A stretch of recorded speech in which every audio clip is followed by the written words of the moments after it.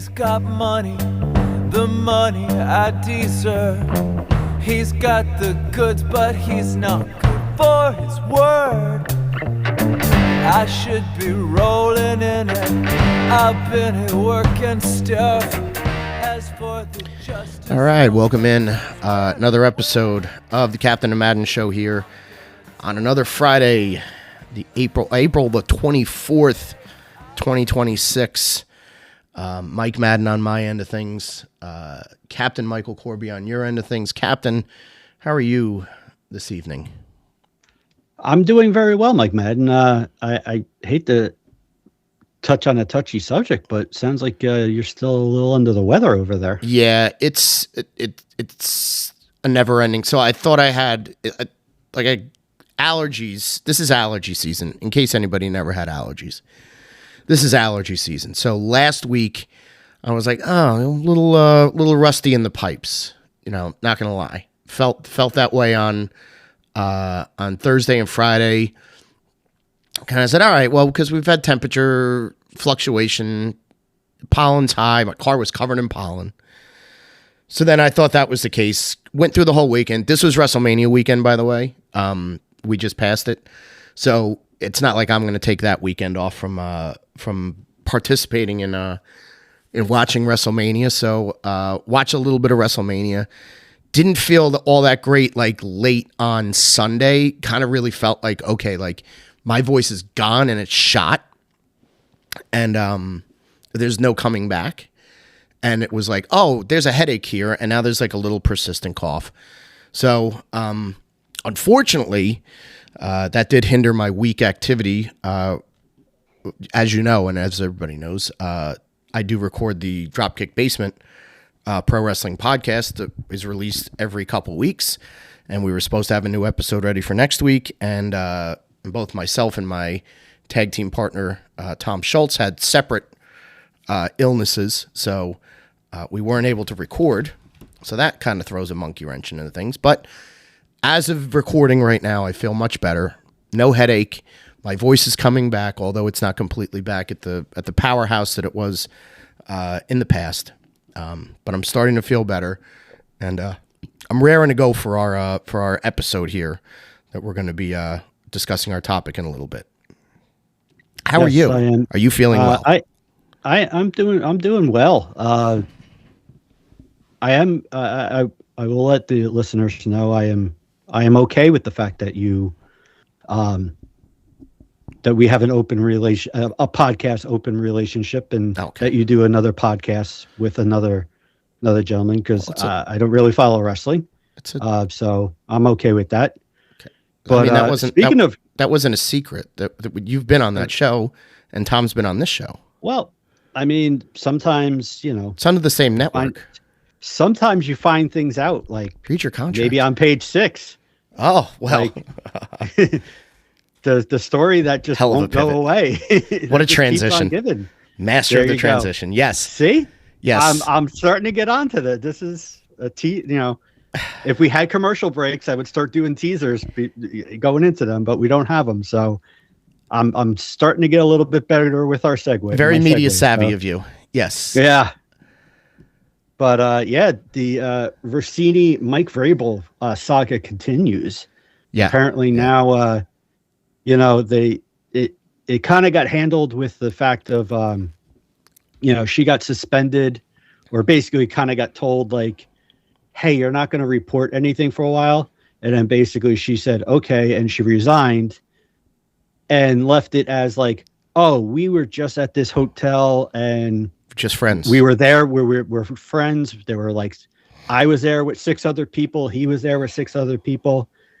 Well, now there's photographs of them, I guess, making out somewhere 6 years ago. Yeah.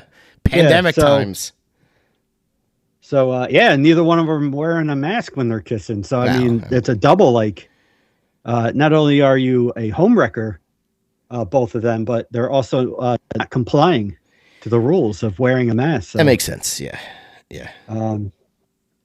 So now there's apparently Vrabel is going to be missing Saturday, he has an emergency counseling session.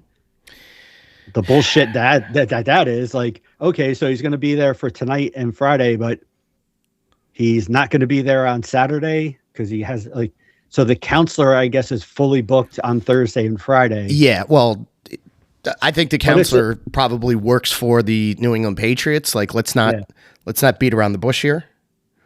Yeah, it's hey, we need you there because like the first and second and third round are really important, but like the fourth through the seventh, autopilot. Yeah. Well, that tells you all you need to know. Tom Brady or Brock Purdy comes in like maybe once every like 20 years. Otherwise, no one remembers who got drafted in the 6th or 7th round. Yeah, exactly.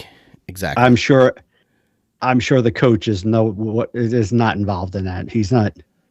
I don't know. Do you think the coach even calls the guy that gets picked in the 6th or 7th round, like with that stupid phone call? Like, no, that's a coordinator conversation only.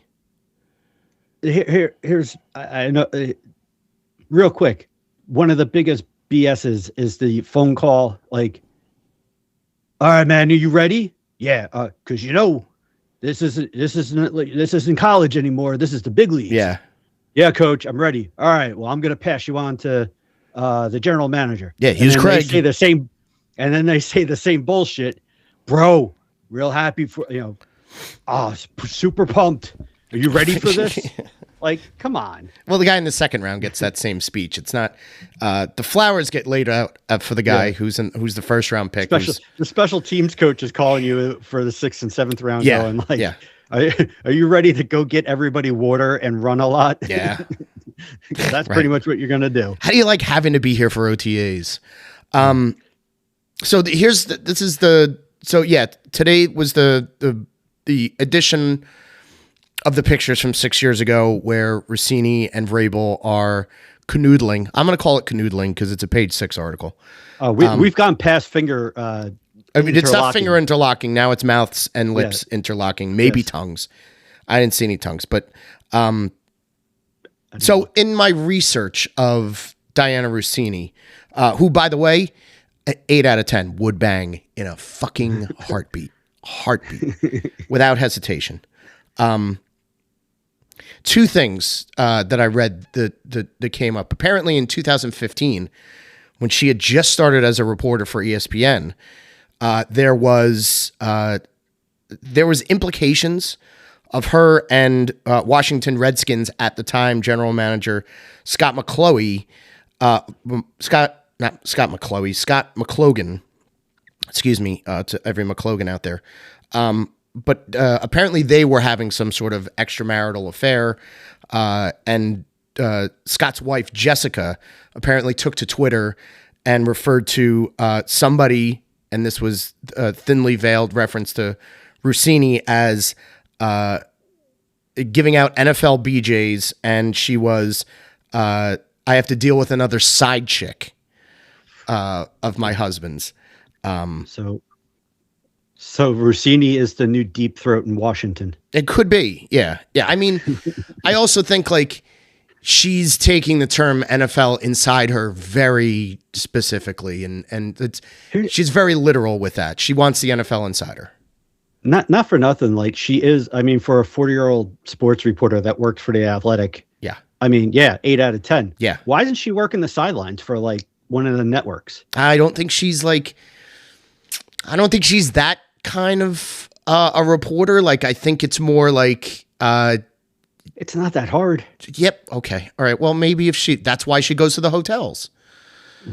But the point that I'm getting at is I think her expertise was more in line with I can get you the juicy stuff that you really want, and I know how to talk to these guys and get, in the weeds and in the trenches and become like I think I mentioned it last week. All these folks want to do is they want to be as story breakers, right? They don't want to necessarily they don't want to do investigative journalism about the league. They want to be the liaison between what the fans and the media puts out and the content that they absorb and what they're going to get as this, this super insider to the league. So it's very much like a game of I can do this better. Erin Andrews isn't an insider. She gets fed information and she reads it and she's pretty. So they're like, we'll put you on the sideline because you kind of present like you're a Star Search, like the spokesperson models, so that's really like what her lineup is. And I think Rossini's a little bit more like, hey, no, I want to actually get the scoops. I don't want to be like the person that has to like just read it from a teleprompter. I'm just thinking like those awkward, they're already awkward. The interviews, like as they're either going into the locker room or coming out of the locker room. I mean, imagine if Rossini's there interviewing the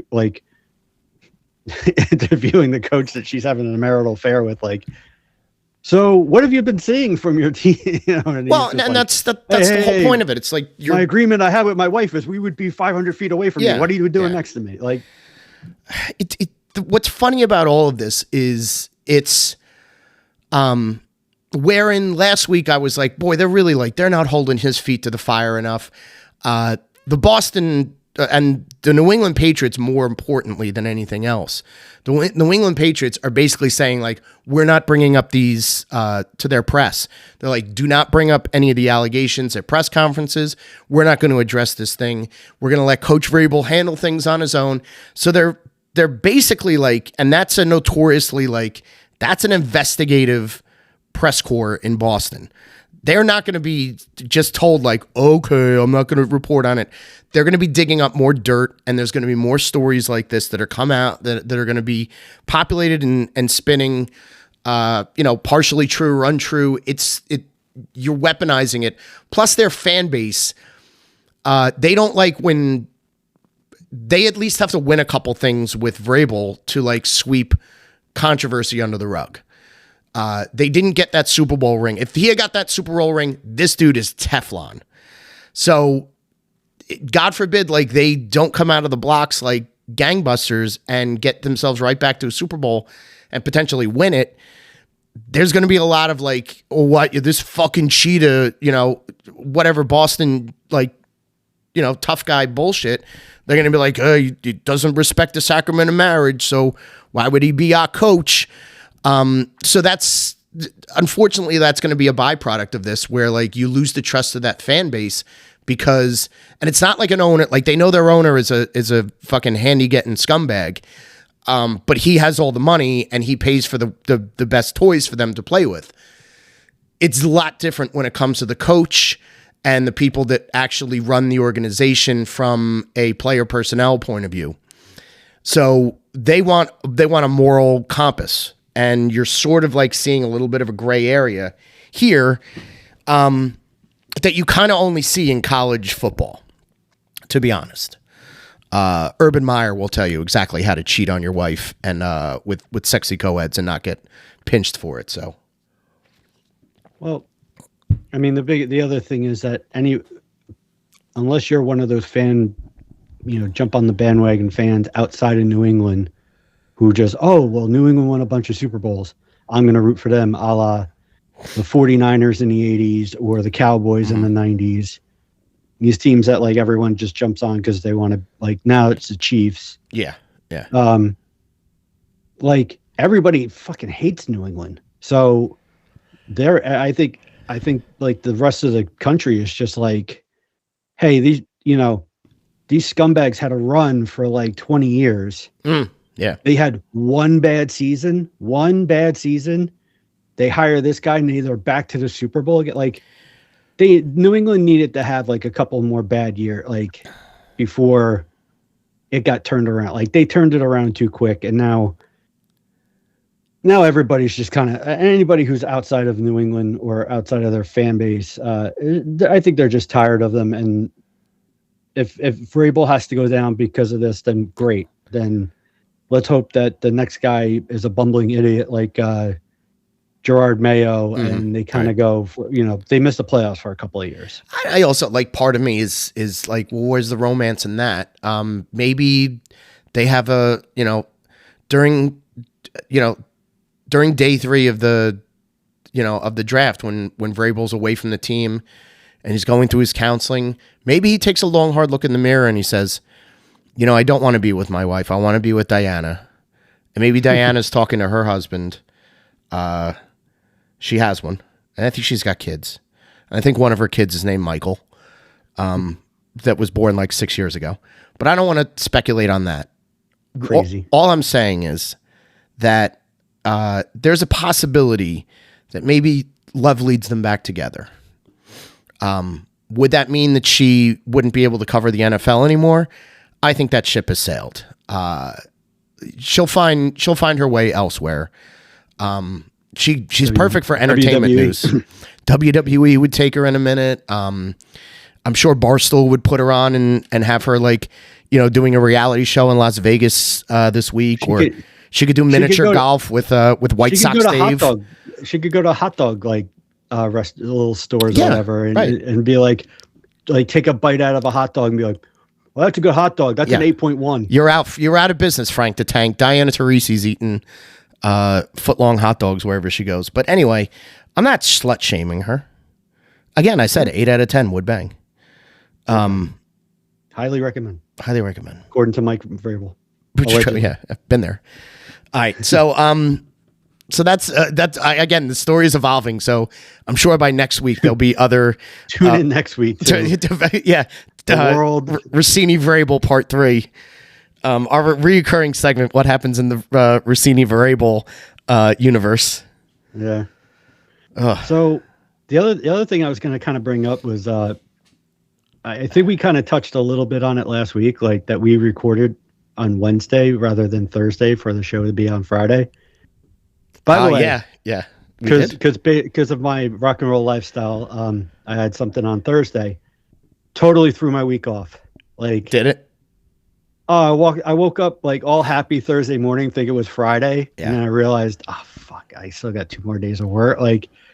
It helped that I had a show to go to that night. But yeah, that whole day on Thursday, I was like, God, man, it should really be Friday. We recorded a podcast last night. Yeah, seriously. Yeah. So yeah, I went to the Vogel in Red Bank. That's the little theater that's next to the other little theater. By the way, for Count Basie. Captain, let me interrupt. For the people that aren't in our part of the country, where's the Vogel Theater? It's in Red Bank, New Jersey. New Jersey. Thank you. Okay. Never let them assume. You got to give them the whole thing. I apologize. I apologize to our one listener in Singapore. Hey, all right, yeah, please. So I went and I saw the 80s/90s band Soul Asylum, who did an acoustic show at the Vogel. I got to correct you again. They're timeless. 80s, 90s. Again, you're cutting it off. Again, there's people. I had to explain to 8 people that I work with who Soul Asylum was. Oh, I know Soul Asylum. You know Soul Asylum. Okay, all right. There's a lot of people. So okay. I gotta. Hey, I didn't call them Runaway Train Soul Asylum. Good point. Fair play. So yeah, they did an acoustic show. It was our good friend Dave Perner, friend of the show. Another gentleman playing guitar, another guy on bass. The guitar player was kind enough to tap his foot on a tambourine that was mic'd. Oh, nice. So gave a little bit of percussion, made it a little bit easier to kind of tap along. Mm-hmm. Weird, a different setup for me to go to the Vogel. The other times that I've been there, it's been general admission, standing. SRO. This was they set up tables and had chairs. As much as I did enjoy at my advanced age of 48 of being able to sit down for a show, wasn't really thrilled with the tables and chairs. Had very flashbacks to the old Club Benet days. Okay. All right. Also in New Jersey. Also in New Jersey. No longer there. It's a U-turn now. Mm-hmm. Which is better for the locals, community. But for the locals, so wasn't a lot of room. They put as many chairs as they possibly could. So literally I felt like my knees were in the back of the gentleman who sat in front of me. And there was no, at some point I almost would have rather just stood, but then I would have been the only one standing in the whole place. So then I would have looked awkward, but otherwise it was a good crowd. Good. Like to hear that. Everybody was very, you could tell like here or there as he kind of hit different spots of the Solosom catalog. There was people that would cheer for things here or there. Some people were very excited for newer stuff, older stuff, everything in between. Timeless. It was a solid show. Like, okay, good to know. Yeah, they probably could have put a drummer in there, and they probably could have done like, they could have done like a full band type of show. But with the acoustic show, I don't think Perner had to strain his voice as much. Right. Which led to wow, he sounds real. Like every song you were kind of sitting there going like, wow, he sounds really good. Good. He sounded really good on that. Quality. That led me to deciding, hey, why don't I go back to Red Bank, New Jersey on Saturday for Record Store Day? Oh, Record Store Day. A favorite holiday amongst record retailers. Yeah. Except I declared that day I will never stand online outside of Jack's Music Store to get into Jack's Music Store ever again. What was the big attraction? Record Store Day. But more specifically, was there something really rare that they were selling? There was. Well, this is my thing that I kind of annoy, and I understand the business side of it, but also, all right, so it's now a trendy thing with this Record Store Day, right? Because now white people with a lot of money like to listen to vinyl and say, "Oh, I'm going throwback."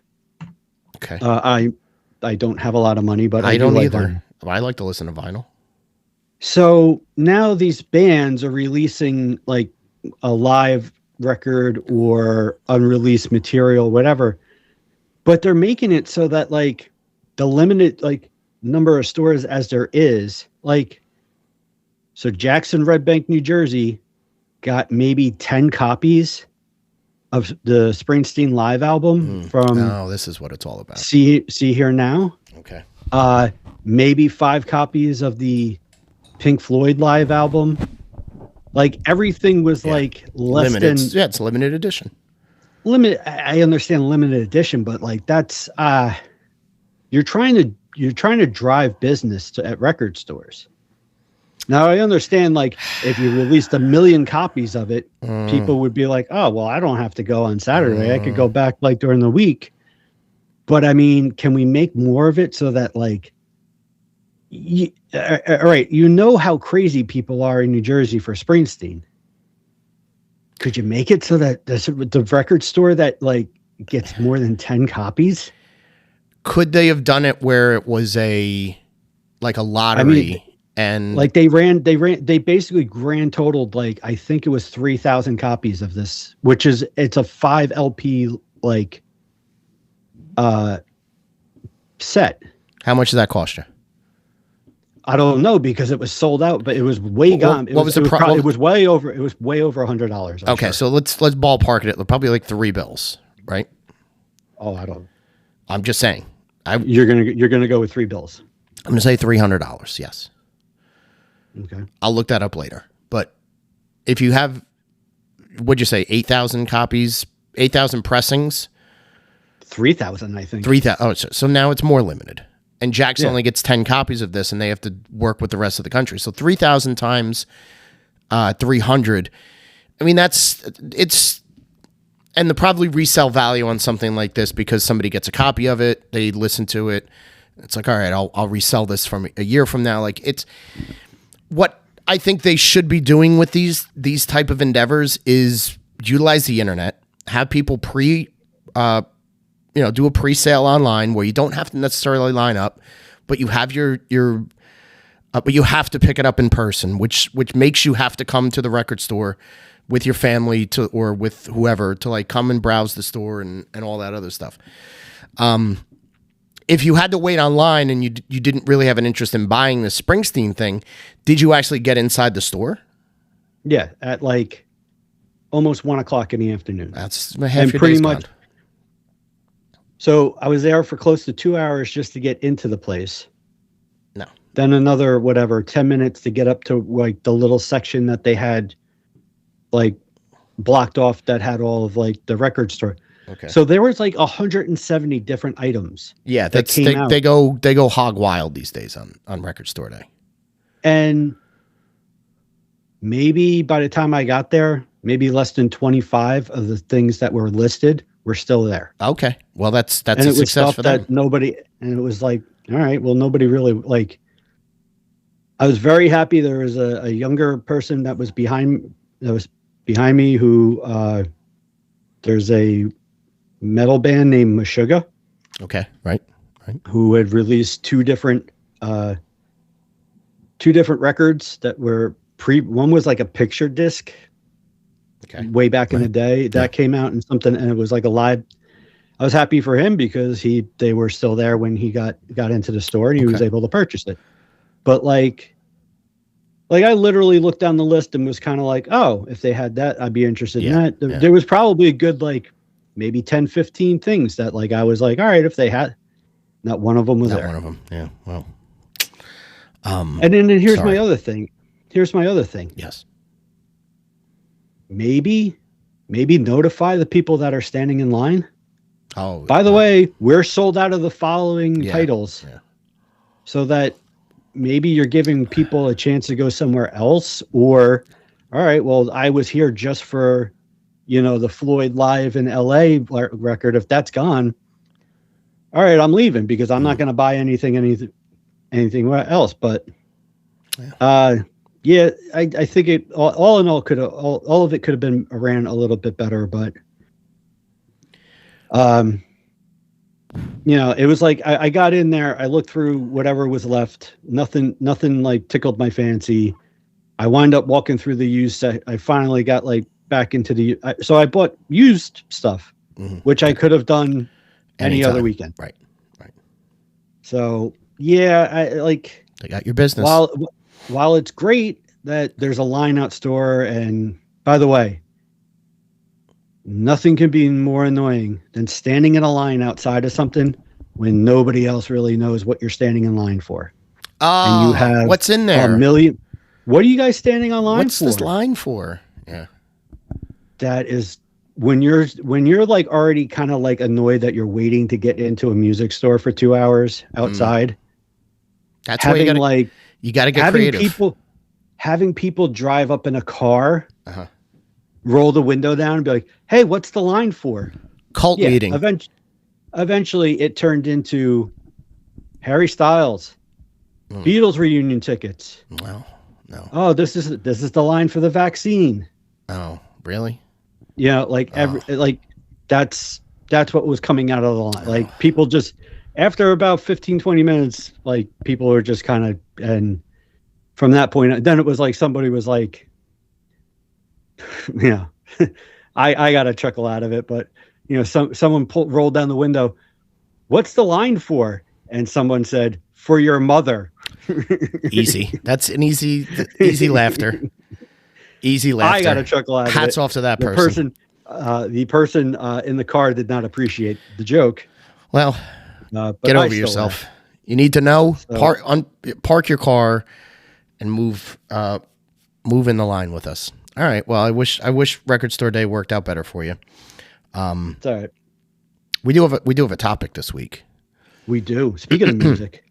Speaking of seeing Soul Asylum with a bunch of replacement players, we are talking band replacements this week. These are these instances where somebody came in and replaced a band member that had either quit or had been kicked out, and the band had a modicum of success or great success afterwards, and went on to thrive and become either more popular or keep their momentum going. So, do you Do you want to start us off with the first one that you've got written down there? And we'll go by Sure. we'll go by instrument and talk a little bit about. We don't have to go through the history of like why people were replaced, but let's focus on some replacement players. So, speaking of live in Asbury Park, first one that I was going to bring up was in '75. Basically, Springsteen replaced drummer Vinnie Mad Dog Lopez and piano/keyboard player David Sancious, and replaced them with Max Weinberg and Roy Bittan. Coincidentally, Sancious, I believe, is actually credited with playing piano on Born the Run, but I think there's another drummer because they had already the actual song title Born the Run was recorded and kind of semi-released or leaked out a little bit before the full album Born the Run came out. Okay. So Matt, I mean, anybody who has ever seen the E Street Band, Max Weinberg's drumming is impressive. There's a reason why they call him Mighty Max. He's got a very big sound for his drumming. Arena sound. Whether arena, stadium, whatever it is that you see, whatever type of venue that you happen to see Max Weinberg play drums in, doesn't seem big enough for his drum sound. Mm-hmm. And Roy Bittan, I think, was more of a traditional pianist. Gave right. more. So is Mike Vrabel, apparently. So I think, like, definitely was in that shift of switching the sound of the E Street Band. His songwriting, obviously, Born the Run comes out. Springsteen's on the cover of Time and Newsweek, and basically is kind of finally hits that like success that people have been waiting for since his first release, like 3 years prior. Mm-hmm. And the E Street Band has gone on to become this legendary thing, and Weinberg and Bittan are definitely big contributors as to why they're still, one of the things that always makes me laugh is whether you like Springsteen's music, you don't like him, you have to appreciate the fact that the guy does put on like a 3+ hour show. Right. You definitely, in today's whatever, like you get bang for your buck. But it's always like, well, Bruce goes out there for 3 hours. It's like, he's got a band behind him that's also doing like, it's not like he's doing 3 hours by himself. Like, well, he would. Can you imagine, Max has got a drum for 3 hours. Like, yeah, there's a reason why that dude's got to ice his elbows and shit after the show. Right. And he's still doing it at 75 years old. So, but yeah, I thought like those two guys joining at the same time that he's shifting his sound. I was never really all that impressed with Mad Dog Vinny Lopez's drumming. David Sancious is a very talented piano or keyboard type of player. He's gone on to do a lot of like jazz work and yeah. I was going to say both of them kind of lended themselves more to like jazz or interpretive folk style. Sancious has played with a lot more known artists and has been on some successful albums where 50 years later, Vinnie Mad Dog Lopez is still wandering around Asbury going, "Hey, I drum for Springsteen." Yeah. So that was, okay. I thought that was kind of one of the first ones I thought about when you sit there and think like, all right, we're going to replace somebody in the band. And from that point on, the band has more success and leads on to bigger things. Good point. All right. For a drummer, I actually, I went with, the band The Clash brought in Topper Headon to replace Tony Chimes after their first album. Not significantly, it's not like Tony Chimes was there for 10 years and then they decided to go in a different direction and then they all of a sudden blew up. They're in the, they're one of the forefathers of the British punk movement. And I think like the idea that the Clash kind of had these leanings not only with what was going on in the working class punk movement, but also like bringing in elements of dub music and reggae and kind of like playing some old school R&B to a certain extent.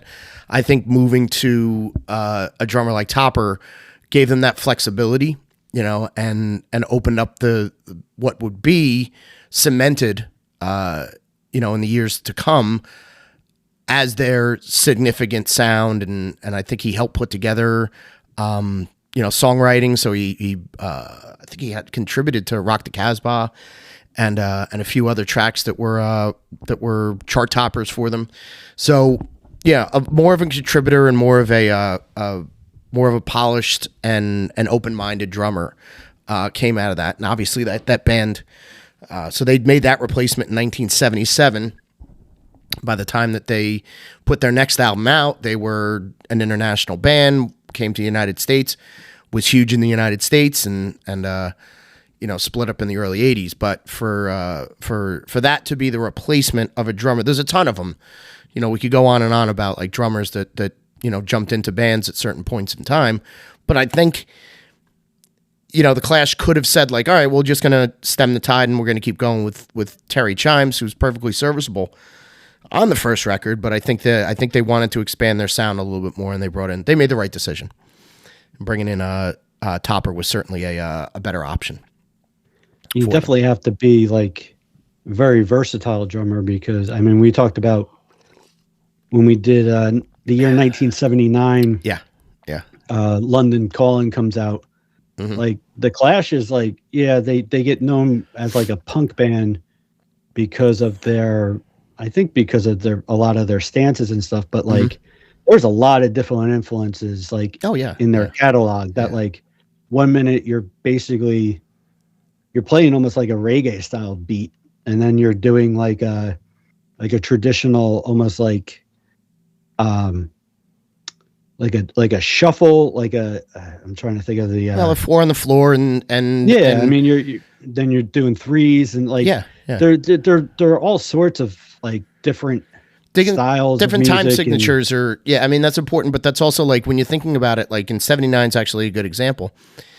Within that year and into 1980, that's when they they came into the United States at that point, and they started playing like, again, you're starting with clubs, you eventually get to arenas and stadiums. They played Shea Stadium, for Christ's sakes. Like, so you can't just be there with like the guy that, you know, you had like sessions and rehearsals with when you were playing in a garage or you're playing in like small stages in and around Britain. So yeah, I mean, it birthed a bigger scope of what their band could be. It also kind of refocused the rest of the band members to be like, well, no, we're not just going to write, you know, this 10-song album and redo this time and time again like the Pistols were doing. We want to do something that's bringing more people together. So why not have the best available guy that suits your needs? And they certainly did that. So hey man, this isn't like little club, man. This is Shea Stadium. They don't put any little band in Shea Stadium. Yeah, exactly. All right, where do you go next? So I'm gonna, just because you did drummers, I'm gonna mention I had two guys on my list, and I'm gonna mention them together because there is like a connection to them, even though two different bands. Mm-hmm. Little history lesson for anybody maybe our younger generation that might be listening to us. Believe it or not, kids, Dave Grohl was not the original and only drummer of Nirvana. Okay. Nirvana had, I think, at some point, like 4 or 5 drummers before Dave Grohl got in. But he did replace a guy named Chad Channing. So anytime soap opera name. Anytime you could take a guy named Chad out of your band, I think you exponentially make the band better. Plus, there's 2 other guys, Dale Crover, never heard of him, and Dan Peters.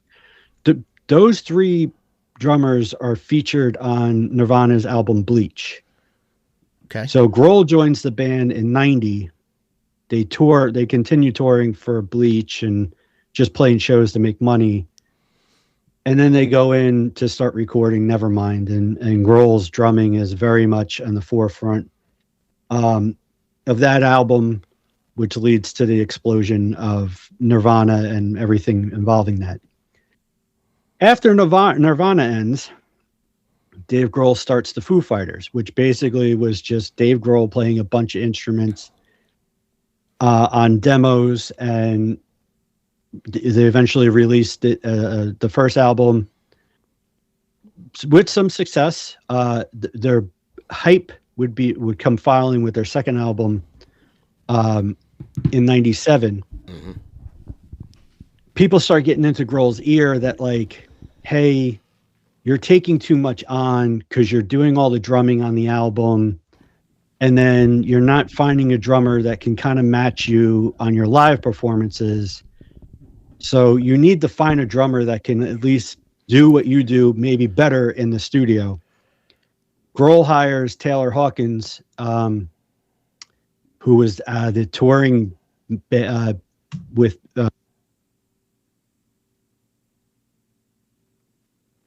which is their most successful album, Foo Fighters' most successful album. Some will say it's their best album. We could argue that at another podcast.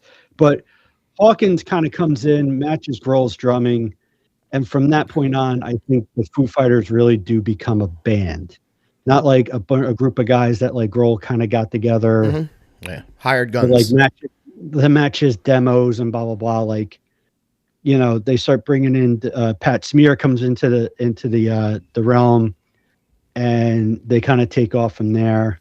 Unfortunately, we lost Taylor a couple of years ago, but the dude was like, one, he was a great drummer, and second thing, he was infectious. Like his attitude, his love for music, like. If you ever see an interview, you know, go down the rabbit hole of YouTube or anything.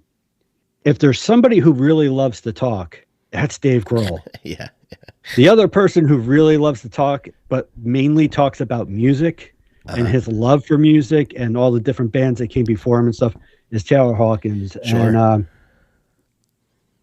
it was just, you know, it was a bummer when it was announced that he OD'd in South America, and it was just kind of like, well.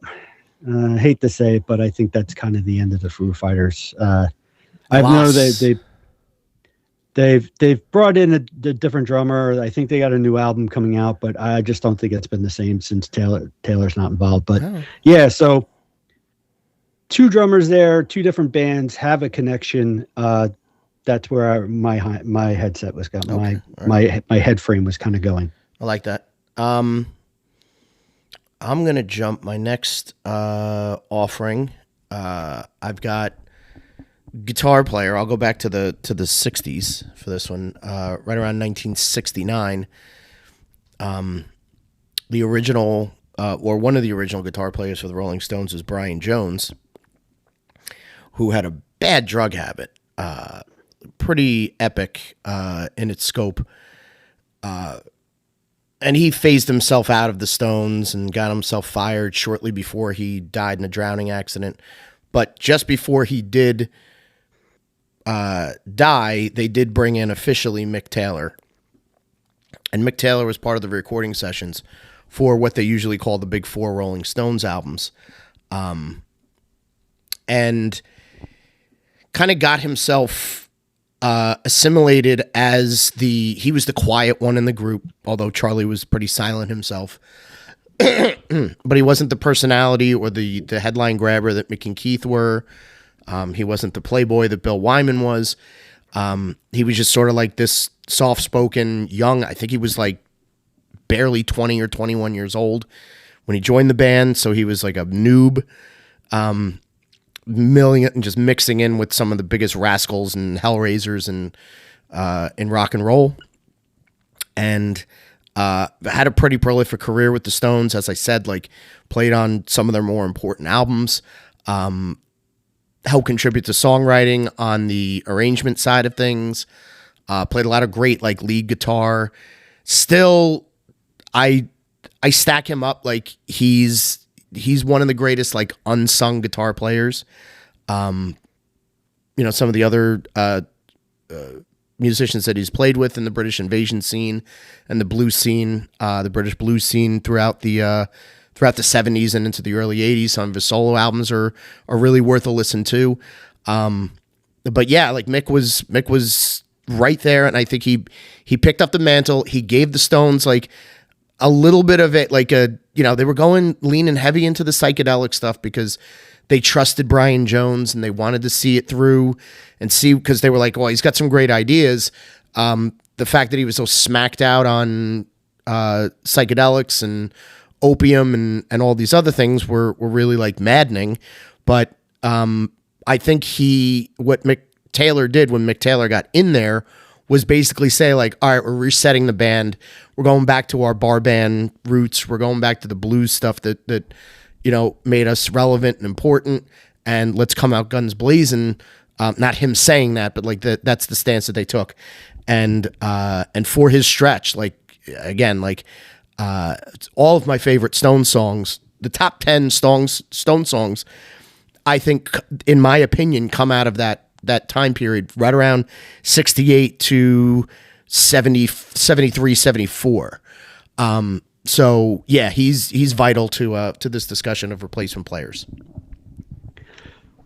I Sticky Fingers is probably, I'm not gonna say probably. Sticky Fingers is my favorite Rolling Stones record. It's a no skip record for you. Yeah, it's pretty. I mean, you got to be in the mood for Sister Morphine, but if you just want to play a record and just kind of sit back, for me, that era, like you were saying, that era with Mick Taylor, people love Ronnie Wood. I don't want to trash Ronnie. Yeah. I don't want to trash Ronnie Wood because like his slide guitar playing work is phenomenal. But I'm gonna say it, like I think it was a mistake for them to kick Mick Taylor out of the Stones. Well, I think that was also a little bit mutual. I think Mick Taylor was like, "Hey, before I got in this band, I didn't do heroin," and then he was like, "I'm doing too much heroin. I got to get off the road and I got to separate myself." And like, wasn't there like loosely some rumors that like they wanted him out of the band because he was kind of getting more of the tail than Mick and Keith, like most of the girls were kind of going towards him. I mean, that was, allegedly that was the case, but it wasn't necessarily the reason why he was out. The reason why he was out was, it was a combination of he couldn't handle it, and he wasn't really that out front personality is what they were looking for, because they had that with Brian, because it was like, all right, well, if all of the headline is going to Mick and Keith and their antics, where it used to be like the Rolling Stones are doing this, and now it's like, well, it's just Mick and Keith that are doing this. We need another partner in crime. And Ronnie Wood would be that boisterous partner in crime that would sort of like drag the attention away, and he would get into, his own side action and all that stuff. So he was more of a personality that sort of like fit their personalities and were on the same level. Mick Taylor much like Bill Wyman, just like, playing, probably getting zonked out a little bit, and and after a while it kind of wore on him. So I think the guitar playing was better with Mick Taylor. That's my personal opinion. So good, yeah. Excellent. Speaking of guitar players, okay, please. Be a little bit of a curveball here. Probably wouldn't expect me to talk about this, but I'm going to bring in the fact of in the Ozzy Osbourne, I guess, band when Ozzy was solo. So obviously Randy Rhoads was the guitar player that passed away. Right. They brought in a handful of other guitar players to kind of piecemeal finishing up some of his work. And then the guy who generally took over for Randy Rhoads is Jakey Lee. Mm-hmm. Terrible name. Terrible rock and roll name. Kind of sounds more like a Confederate general. Yeah. Or like a blues guy. Hey, get this guy Jakey. Yeah. So he does like the Ultimate Sin and Bark at the Moon album, and then the tours that followed that. He is then replaced by Zakk Wylde, who I really enjoy as a guitar player. Like watching or listening to somebody playing guitar. The work that he did with Ozzy afterwards. I thought it was phenomenal. I've listened to some of the Black Label Society, a side band that he's in. I enjoy that. Yeah. I enjoy that work. Easily one of the top 10 best guests that's ever been on that metal show. Oh, all right. Thank you. The dude's entertaining, has like the best stories. Yeah. Yeah. Once claimed that a guy, I don't remember who it was hung like a tuna can. Okay. All right. It's a good description.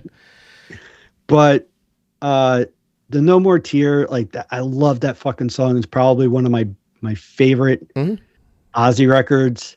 The guitar playing on it, like, is ridiculous. I thought you kind of, when Ozzy was getting sick and, he announced that like that show was going to be his final show. And I didn't, obviously I didn't expect that Ozzy was going to die like within the month, but right. Things weren't looking really good. You kind of go down the rabbit hole on YouTube and stuff, and you kind of see like old like Ozfest shows and stuff with Zakk Wylde, and you're just kind of like, man, like he was really good. He really matched like the energy that Ozzy, when Ozzy was healthy, that he would try to bring to shows. Sounded just as good when they would throw it back to doing the Randy Rhoads stuff, or occasionally Ozzy would do like a Black Sabbath song here or there on Ozfest. Definitely thought replacing General Jakey Lee with Zakk Wylde was, Ozzy's just, he has waves of where success and then it kind of dips or whatever. Gets flat, right? When Zakk joined, I think he was on the up, was definitely going up the hill to a higher plateau. Yeah, it's a rejuvenation. And I think like that's interesting that you bring it up is that, I mean, it was a little bit of a revolving door after Randy Rhoads passed away, but when you got, there's a personality and a stage presence that Zakk Wylde has that, although he's not exactly like Randy Rhoads when it came to like as sort of like innovative and intricately like playing, I think Randy Rhoads is on a level of like a Eddie Van Halen when it comes to like fast and playing and making sounds in that way. But when it comes to stage presence and like getting people hyped, thrashing his head around, playing that like that sort of that yellow and black swirl on the body of the Les Paul. He's something your eye gets drawn to. And even like in the later years when like Ozzy, unfortunately, like it wasn't that like Ozzy was ever getting healthier. His songs might have been better, right around that early 90s point, that No More Tears era. But his voice was failing him live in concert, and you needed something to sort of like, well, I'm not necessarily going just to see Ozzy sing. He's a legend. He's an icon, But like, I know I'm getting a show out of Zakk Wylde. And you're right. Like having him sort of like help to craft some of the songs, pick some of the covers that they were going to do, and sort of be like a de facto band leader for Ozzy's band in that Ozfest era. Really, it made a lot of people like respect him more and pay attention to, what you had from him, which was like the perfect partner for Ozzy for sure. So good call. Sure. Thank you. Excuse me. As Mr. Coffee Cough comes back. Yeah. As I come back. One more guitar player that I'm going to mention that I have on my list. 1991, the Black Crowes replaced Jeff Cease, who played on their first album, and they replaced him with Mark Ford. This is distinct, and I thought about this when I was writing the notes. The Black Crowes had, when they put out Shake Your Moneymaker, it was in an interesting time on radio. So rock radio before, the year before, so that comes out in 89? Shake Your Moneymaker. And it hits in 90. But like rock radio is very much like it's either classic rock or it's hair metal, or it's a little bit of, and you're starting to get like the college radio is starting to bleed in. So you're starting to hear REM on the radio. You're starting to hear, Jane's Addiction on the radio. There's some experimental stuff that's getting in there, but for the most part, it's dominated by, if it's going to be young music, it's going to be young music that's made by hair metal acts that's getting predominantly mainstream radio play. The Black Crowes come along, and they got immediately sort of pigeonholed in that headbangers, that hair metal genre, despite the fact that they didn't wear makeup. They were like, yeah, they had long hair. Everybody's got fucking long hair if you're in a band.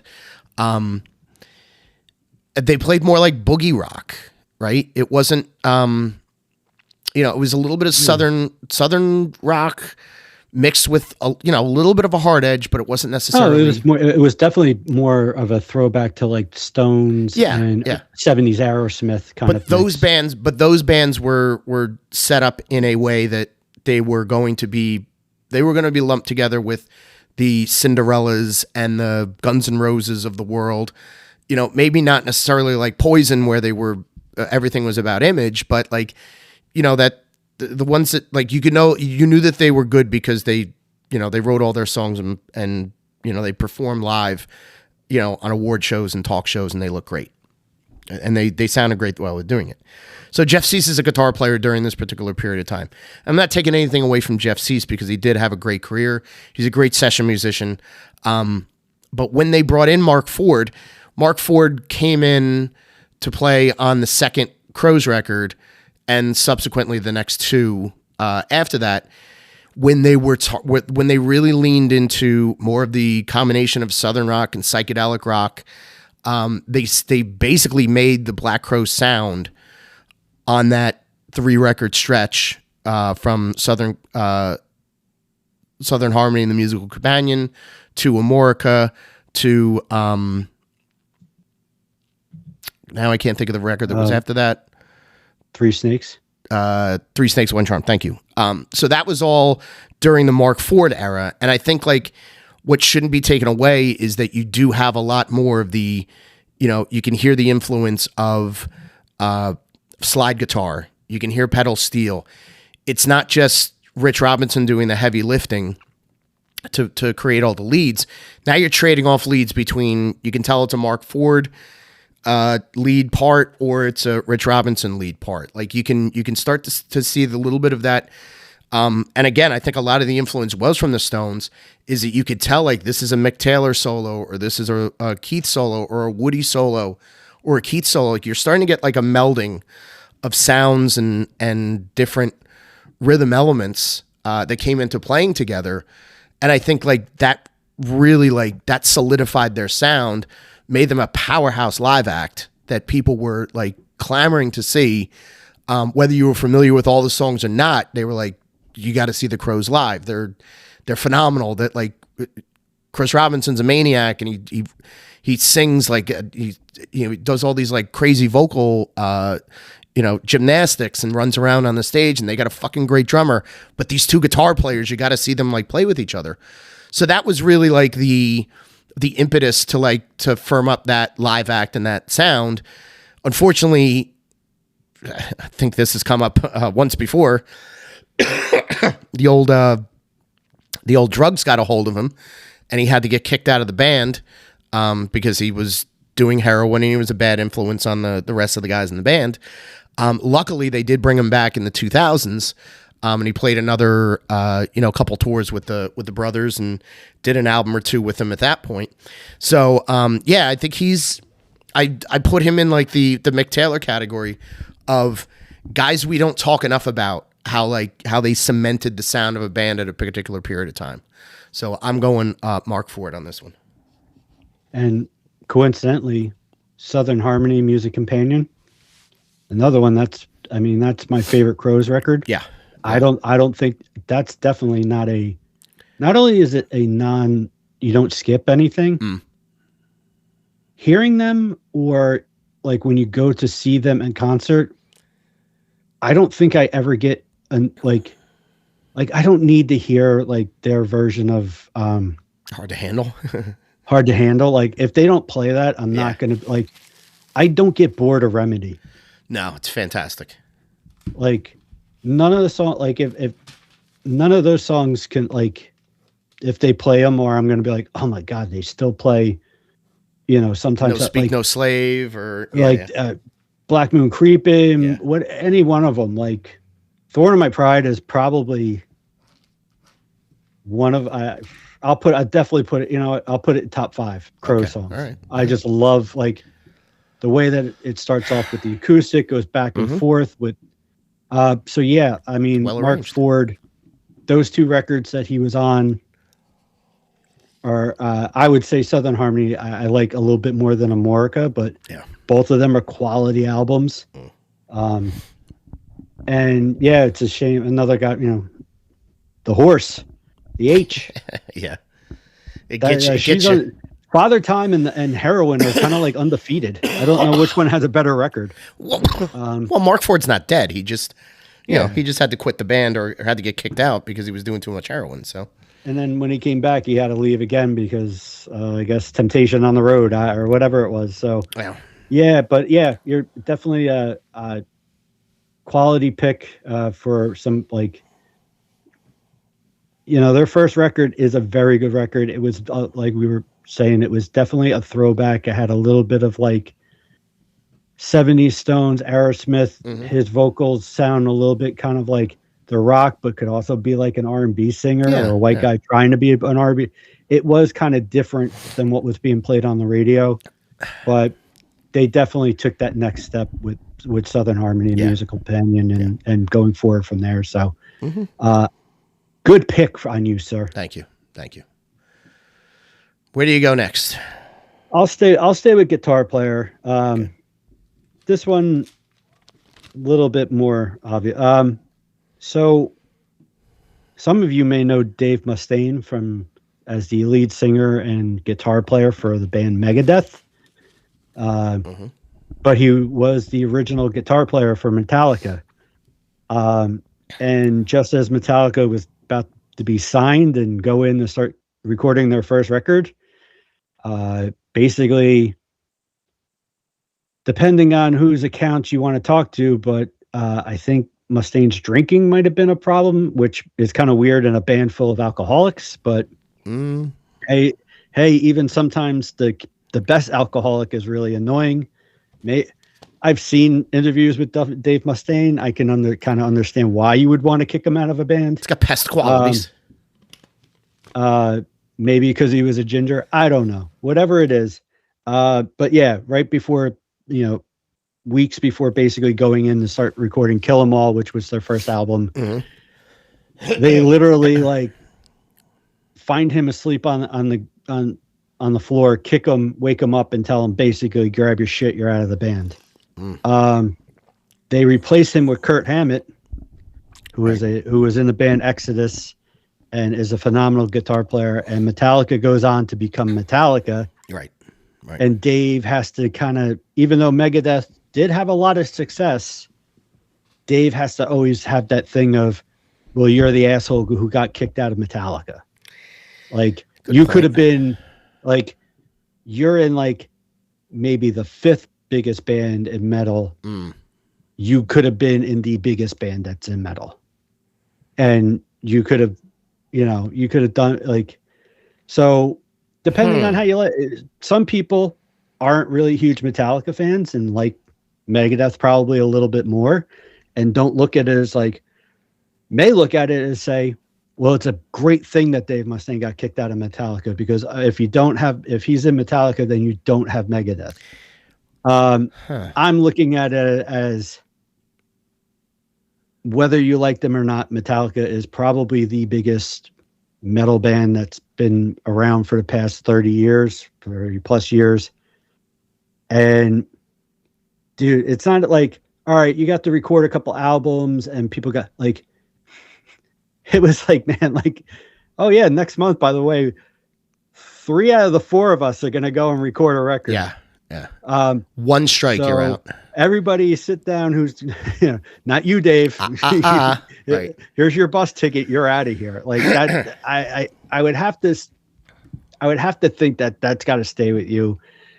And if you ever watch the documentary, that Monster, whatever it is, on Metallica, Dave Mustaine's kept some, like, he kept some feelings for a very long time. And it seems like he still tries to deal with them, with the fact that I'm sure no matter where he goes, wherever he plays, some drunk idiot thinks he's the first person to, like, throw a beer up at him and say, "Hey, you fucking idiot. You could have been in Metallica," So, yeah, that's who I was. Plus, I mean, I'm not like the biggest metal guy. I would never host that metal show or podcast, but I do enjoy Kurt Hammett's guitar playing. He's a phenomenal guitar player. Well, that's the most important thing, is that you would hope that, like, and he seems to be a little bit more easygoing. And even though the whole band, I think, what's the joke? They were nicknamed Alcoholica or something like that. Like, everybody kind of seems, he seemed to be one of the few guys that, like, straightened himself out and doesn't seem to be very annoying in interviews. So, could have had he's got a big house, but he could have had a much bigger house if he didn't get thrown out of Metallica. So this is the interesting thing about this. There's considered to be 4 pillars of thrash rock or thrash metal. That's Metallica, obviously, Anthrax, Slayer, and Megadeth. Right. Eventually, they did all got on the road together, and they figured out a way to make money as the 4 pillars of thrash metal, right? So, in a way, like, I think Metallica benefited from making that change and saying, like, all right, well, we're going to move on from Dave and we're going to go to Kirk Hammett, because again, I think Kirk Hammett proved himself to be a better technical player in the long run, and a lot more of a stabilized personality. You can't take all of the energy away from Lars and from Hetfield, for sure. Save some for those guys. But again, from that split, you don't have that 4th pillar, or it's less likely that Megadeth becomes that 4th pillar. And that's where, like, I think now that you're 40 years removed from or 40 plus years removed from it, I think Dave Mustaine probably has a better perspective than he did when Metallica was at their height, and he was brought up as hey, here's the Pete Best of Metallica. He had to just go off and do his own album that, like, sold multi-platinum, and they were selling out arenas too. But I think in the long run, I think the fans of that style of metal were probably more appeased by it. And in the long run, I think Mustaine really realized, okay, I wouldn't have been able to have this creative output to do my own thing if I didn't get booted out of Metallica.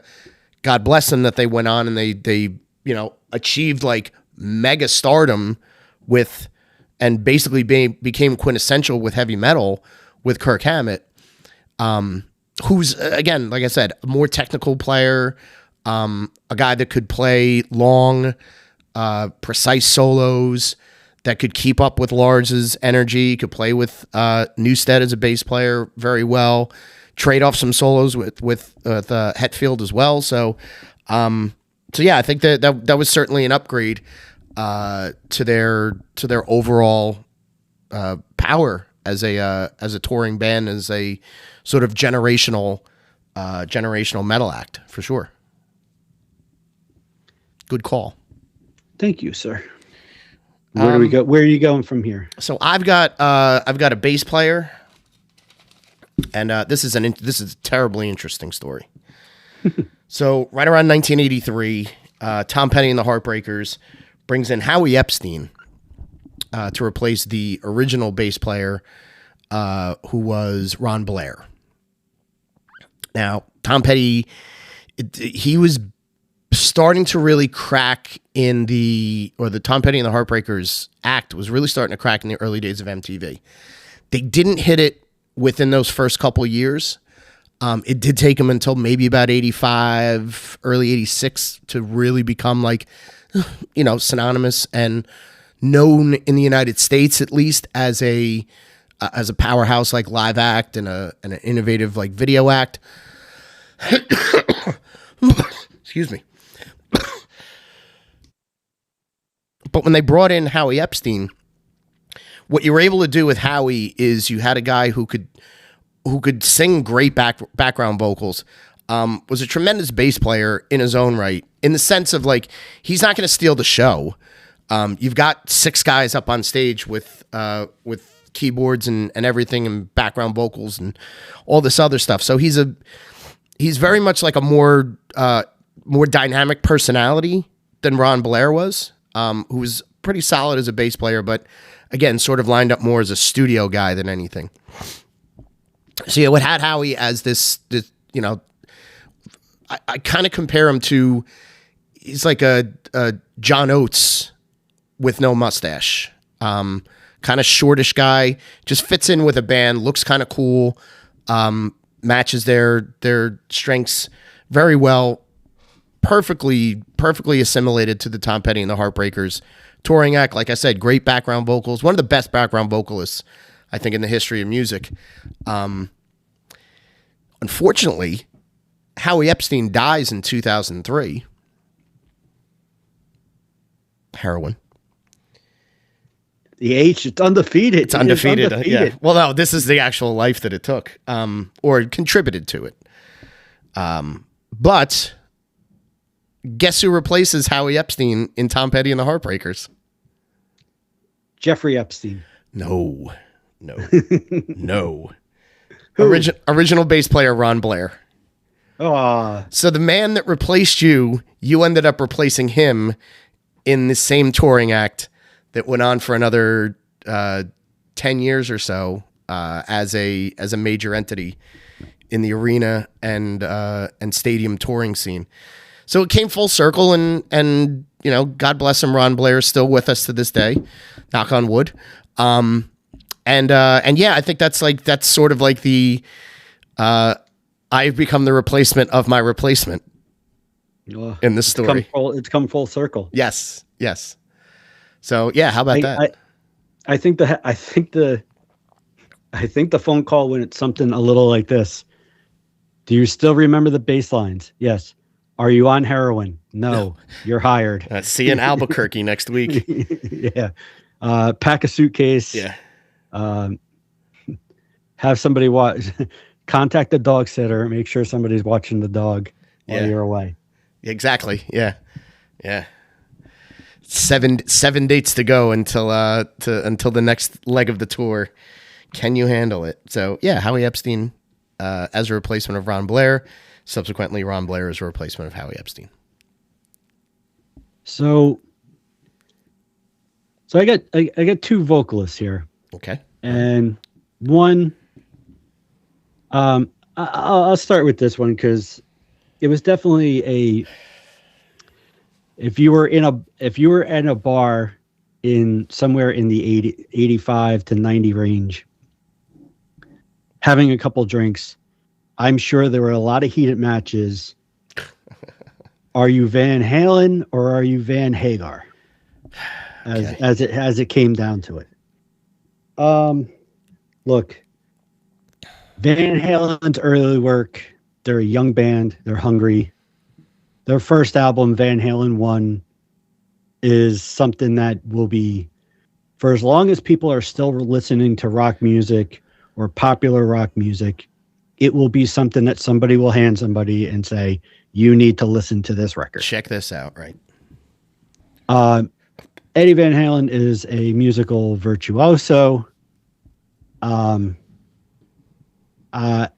So much so that I always feel like he overshadows Michael Anthony, who is a very talented bass player, very talented backup singer. If Howie Epstein's like the top backup vocal, you're definitely putting Michael Anthony somewhere. Oh no, I'm putting Michael Anthony above Howie Epstein, by the way. Okay. Yeah. All right. And Alex Van Halen drumming, I think, is very underrated. It gets overshadowed by his brother's guitar work. He's very good. With that said, Roth is what you wanted in the late 70s, early 80s. He is a showman. He is the front man. He is, I'm going to do whatever it is I'm going to get the girls off. I'm going to entertain the guys. I'm going to be, I'm looking for that one guy who's not getting off, and I'm going to make him get off. Mm-hmm. Like that's David Lee Roth. Like when the worlds of videos start, I'm going to act real goofy. You guys just stand in the background. You'll get your shots here or there.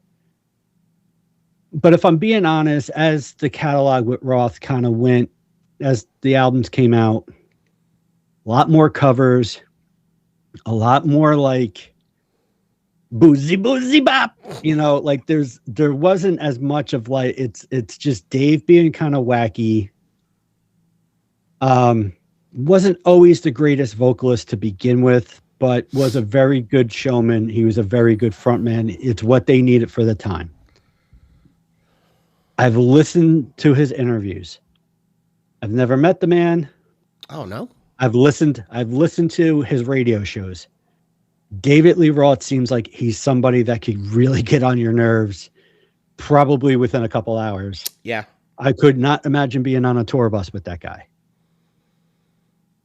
But with that said, you could make the case that yes, the songs, the catalog of the David Lee Roth years of Van Halen, probably better than the Hagar. Hagar comes in 85. It's a time of a lot of power ballads. So now Eddie wants to write a lot more keyboard. He wants to use the synthesizer a little bit more. He wants hits. You get a lot of like sleepy kind of ballads from the Van Hagar era. You also get some Unlawful Carnal Knowledge is a great record. Yeah, of course. They also has nothing to do with the music, but 5150 OU812, great album names. Okay, all right, sure. Anything you can put on a license plate, I'm all for. All right, very good. Yeah, California plate, OU812. Balance. You got a couple of songs that are good. You could kind of tell at this point, I think they were annoyed with each other. Hagar brought something that they weren't used to with Roth, was that he was already in a band with Montrose, Sammy Hagar solo.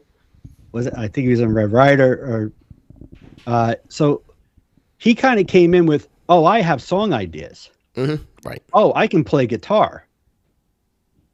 And I don't know how keen Eddie was on that. And it's a shame that that basically Hagar and the guy and Eddie Van Halen never meshed better, because I think they definitely could have put out better music and better records than Roth with Van Halen ever could. Some of it was for Eddie's drinking and drug problem, which led to it, which wasted so many years and so many opportunities for them to kind of squash everything and properly get back together and do something great, rather than the mix mash shit that they've done like for the last 20 years that the band was. Bringing in Gary Sharon for an album. That album is fucking awful, by the way. Don't ever even. Oh, you're not advocating for him? The Van Halen 3 record is fucking awful. But yeah, so in my opinion, it's a missed opportunity bringing in Hagar. They did some good work. They wrote some good songs. I dare you to not get pumped up hearing the beginning of Right Now anytime there's a timeout at Madison Square Garden. Okay, and they start with they did it all throughout the 90s. They're still doing it now. It still pumps the crowd up. It gets everybody excited. But yeah, definitely with Eddie's substance problems towards the end, I always feel like it was just a complete waste opportunity, because you listen to some of the stuff that Hagar done afterwards, like the chicken foot stuff, and he's 70 years old. He still goes out on tour, And Hagar still sounds pretty good. Whereas you see David Lee Roth now, like it's not even singing. He's basically talking, and he does a lot of the point the mic out to the crowd type of shit.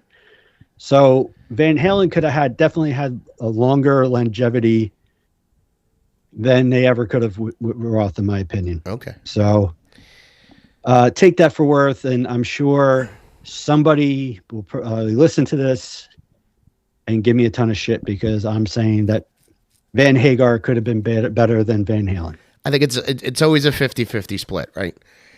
It's some of the older heads will always say like, oh, they were unbelievable with Dave because Dave was such a unique frontman and had the stage presence and had like that, he did the kung fu kicks and everything and these flash and dazzle and all right, cool for Dave. And then you had Sammy, who's more of the, I want to be able to play like a 3-hour rock show and not be gassed out, 40 minutes into this and not be able to sing. So he's more of a, treat your voice as the instrument, sort of guy. I think you're right. I think he probably tried to contribute more on the songwriting style and the let's arrange these things in a way that we're not just going to get the, the high school audience. We gotta, our band's getting older. We have to evolve with this. We got to put out hits. We got to appeal to, our demographic is getting older. We've got to grow a little bit older with them. So let's make the sound a little bit more mature. And I think that worked for Sam, and it was never going to work for Dave because Dave was always the king of the wing ding party boys. So, in my opinion, I think they put out more top to bottom solid records with Hagar. But also like, part of me is like, sometimes you just want the dumb guy in the front who's just, swinging, nunchucks and doing high kicks, while Eddie Van Halen's playing like this shred solo that's killing you, and David's like his sort of like, partner in crime in that way. And I don't think that was ever the way with Hagar. I think with Hagar, like, there was some times where they had like good on stage chemistry, but it was more or less like they're playing as a cohesive band and not necessarily as Dave's the front man and here's the guitar heroics of Eddie. So everything just sort of like, I guess it felt a little bit more full with Van Halen, and maybe that's, that kind of cheated the original version of it. Maybe that's why people have like a little bit of a polarizing feel to Sammy or Dave, but I don't know. They both put out great records equally with any configuration. Gary Sharon can he's best left untalked about in these conversations. So, for a rock singer, I'm actually going to go way out of base for this one. Faith No More. They were their original singer. They did their first 2 albums with Chuck Mosley, and they were like a college radio sort of like funk metal, art rock, style of music, and a little bit of success, little MTV success. I think We Care a Lot was like a late night video play, but they brought in Mike Patton for their 1988 album. Or brought him in '88, I should say, and they subsequently put out the Real Thing in '89, which was their huge like breakthrough hit with their third record with Epic.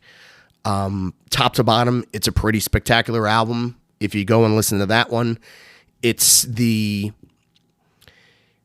this is before the Chili Peppers hit big. They were the Chili Peppers before the Chili Peppers. Let's not. Right. So there was funk rock in there. There was funk metal. They had thrash elements. They had rap. They had a lot of eclectic styles, a lot of bass heavy songs. Kind of like Living Color. A little bit like Living Color, but more like scattered than Living Color. I think Living Color was a more polished band, and then Faith No More was a sort of like this feral animal, more or less. and Mike Patton was the reason, because Mike Patton is a certifiable lunatic. If you ever seen footage of him playing on stage, or have a chance to, like, again, he's another guy you could go down like the YouTube rabbit hole with, like, Mike Patton not only singing with Faith No More, but with the really like art rock stuff with Mr. Bungle, some of the stuff he's done with orchestral bands. Like, he's, you know, he's done like music for movies where it's just him like singing over a beat, or like humming, or like making noise over a beat. Like, he's way out there. Like, he's avant-garde to like the nth degree. And this was like the first glimpse of him kind of in a band that was like hitting the mainstream, mostly because this style of rock, as I mentioned with the Black Crowes, like right around 89, like the radio's opening up to different styles of rock because they want to catch the new wave. Alternative is sort of like putting its tentacles in things. And now you've got an alternative metal band that was Faith No More, like the pioneers of rap metal. So Faith No More is walking so that Limp Bizkit can bury it in the dirt 10 years after that, and really make a mess of it. So I think for a 2-album stretch there with The Real Thing, and then with Angel Dust in 1992, which is one of the most underrated, like top to bottom underrated like albums of that decade. I think people like came around to it afterwards. But man, there's so many different sounds and so many different elements that are on that Faith No More, that second Faith No More album. And that was because Mike Patton had a little bit more hand in the songwriting and the arrangements. So it became a little bit more atmospheric. It became ambient in certain places. And I don't think that you could do that. Like, your band has to evolve. And yeah, we're doing these like, you know, this sort of like alternative metal stuff, or this like, you know, funk metal stuff over on this side with Chuck Mosley, and we're having some decent success in California. But then when you want to go worldwide and you want to go nationwide, they made the right move, and they got which is like, you know, one of the most free-spirited performers of his time, which was Mike Patton coming in as that singer of that band.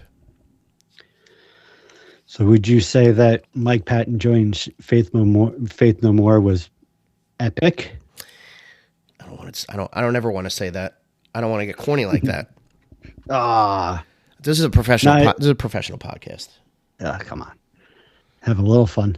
Yeah, I one of the MTV Music Awards.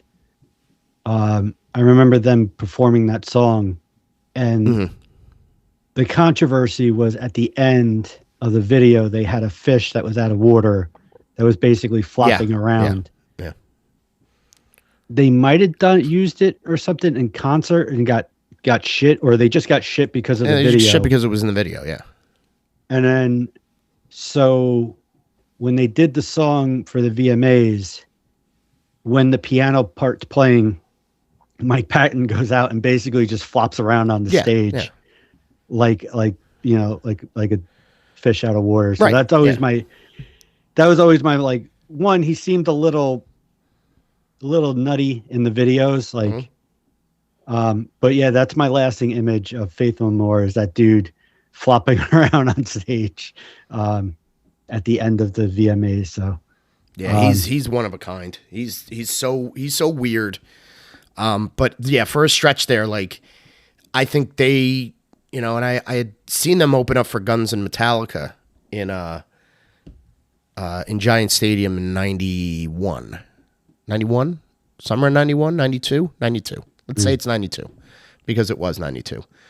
And Faith No More they went on, God bless them, they went on before the sun went down at like 5:30. They played an hour set, and this was right after Midlife Crisis, like, had just, so that was the first single off of Angel Dust, and Midlife Crisis just got on MTV like within that month. So people were like, they were enjoying that, they liked that. All the rest of the experimental stuff that they had on their next album did not go over well. So like, they had to lure the people back with like the stuff that they remembered off of the Real Thing album, and that went over pretty well. But yeah, they're a tricky band to like get into if you're not open-minded because it's like, ooh, there's a lot of noises here. There's a lot of like interesting sounds, and most of them are what's coming out of Mike Patton's mouth. But that's what makes him an excellent addition to this this discussion. So, do you have anything else? How mad would you have been when you were bringing up Mark Ford if I would have said Jeff ceased to no longer be the guitar player in Black Crowes? I probably wouldn't. Yeah, well, I mean, it's a decent. You would end it. Would you have ended? Would you have just ended it and go, "That's it. I can't do it anymore." All right, podcast canceled. Yeah. So I just got one more. Look, I it's a guilty pleasure of mine, and that is anything kind of Phil Collins related. A fan of the Genesis years, his solo work. I don't know, for some reason, I guess maybe just growing up watching MTV in the 80s and like, it seemed like basically you could not avoid either Phil Collins or Genesis. Like every fifth song on the radio had Phil Collins vocals in it somehow, some related. Yeah. To the point where it became, I don't know if it ever was cool to be a Genesis or Phil Collins fan, but it certainly got uncool, very popular. I will still sit there and make a Phil Collins playlist on Spotify and sit back and listen to it. What some people may or may not know is that Phil Collins was not the original singer for the band Genesis.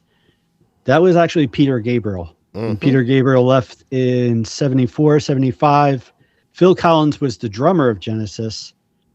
Here's the interesting, and this may go into why some people are very annoyed with Phil Collins. The remaining members of the band auditioned 400 singers. Yeah. Before settling on, why don't we just let Phil do it, right? Let's just let the Phil do the drum. Like, that's a lot of fucking people audition. Like, not like, oh yeah, we brought in like 5-10 guys and 400. Ridiculous. That means they like, did they bring in guys from China? Like I like it's crazy. All right. Well, hear me out. Okay. When Peter Gabriel's with Genesis, that's a very different version of Genesis than the adult contemporary hit makers. They're very like experimental. And, oh my God. Almost, yeah, like jazz rock. It's outer space music. It's very progressive. So if you're like, we're still trying to be like that original band, you're going to go through a lot of guys that are going to be like, I can do Peter Gabriel's voice. Just let me do it. And I always found it odd that Peter Gabriel left this experimental band to go do basically the same shit that Genesis wind up doing in the 80s anyway. Like he could have just been like, here's a song I've been writing called Sledgehammer. You want to try this out? Like he could have done that shit with Genesis. I don't think like I like some of Peter Gabriel's solo stuff, or I should just say Peter Gabriel's work. Like there's some songs of his I really do like. I don't think there's anything I've ever listened to Peter Gabriel record where I've been like, he couldn't have done this with like, thank God he left Genesis because he would have never been able to do this. Like he could have done it. He could have done that with that. Right. I just kind of funny that he leaves to go do more, I guess, pop oriented or more radio friendly stuff. They audition 400 singers, just decide we're going to let the front man with the weird widow peak haircut, we'll let him sing. And they end up doing like radio friendly music. Like it's just kind of weird. Yeah. Interesting. It's a, like you would certainly love to be in the middle of the band meeting when all that went down, like, but not for nothing. I think you kind of hit on this, is that there may have been a point where, and maybe I'm getting a little bit inside the band here or inside baseball, but let's say we've auditioned 400 people, like, and they're like, all right, we're either going to break up or one of us has to do the singing. And Phil was like, well, I'll do it. And then he like ends up being like, oh no, this guy's actually serviceable. And like, we can write songs with Phil's vocal styling in mind. And we don't have to make these like lush, like over-arranged, overproduced, like madness albums. Like we can make like straightforward, like, rock records that people are going to like. Also, maybe Phil was like, well, if you're not going to let me sing, I'm going to do what Gabriel's doing. I'll go off and I'll sing on my own. And he did end up doing it. He put out his solo album. First solo album, I think, was in 80 or 81. And that's like In the Air Tonight was like the lead single off that. And that was a pretty big and pretty timeless song. So it was either going to happen with Phil as the singer, the band was going to continue that way, or you were going to have to like realize that both your singers went on to have solo careers. And here's the two of you dopes, Mike Rutherford and Tony Banks, standing there holding your dick saying like, remember when we were in Genesis and we had both these guys in our band? Like, you have to realize that like you go with where the tide is. And yeah, they made a smart decision and ended up like, having a 20-year career with Phil. So good. Those two guys were the ones that stood there and said, hey, we replaced Phil Collins with Ray Wilson. So yeah, maybe you almost would have, 20 years later, they're doing a record with him. Yeah. Because Phil, whatever, left the band or doesn't. I think he's illness. So I like I also, just as a side note, the albums that you said you'll make playlists of Phil Collins songs in your free time. Do you ever label the playlist Divorce Core and just put all Phil Collins divorce related songs? Because it's basically his whole catalog. I call it my receding musical playlist. Yeah. But no, I start with all the really good songs and then they just fade away into the really bad songs. Yeah. Much like his hairline. I think Susudio might be one of the rare ones that was like a huge hit that wasn't about an extramarital affair or the fallout of a divorce. So yes, Phil Collins is the king of divorce core. Well, I would say 99% of songs are either about heartbreak, love, or drugs. He got that 0.01% of I cornered the market on divorce songs. Sad divorce songs. Wow. Well, that was a very very fun topic to go through. I think we hit a lot of the high points of it without belaboring too many points. Just a quick side note. Yes, please. I tried to avoid, when I was making my list, I tried to avoid guys that replaced somebody who had passed. That's very honorable of you. Because yes, was Back in Black a huge record and bigger than maybe stuff? Yeah. AC/DC could have recorded Back in Black with Bon Scott. You filled it. Yeah. You filled a spot with a Deadman. Yeah. So easy avoidance. Good call, Captain. But yeah, good topic. This is another one. I'm sure it could be debated.